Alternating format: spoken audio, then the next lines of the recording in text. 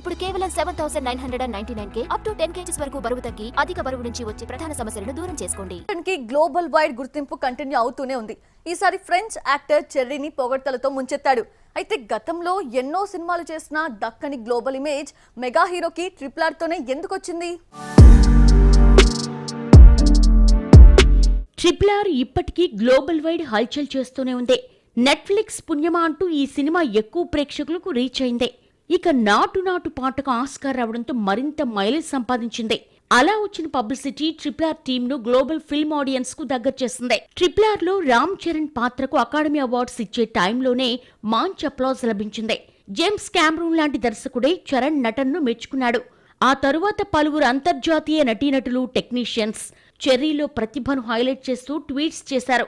తాజాగా ఆ లిస్టులోకి ఫ్రెంచ్ నటుడు లుకాస్ బ్రావో వచ్చి చేరాడు. పవన్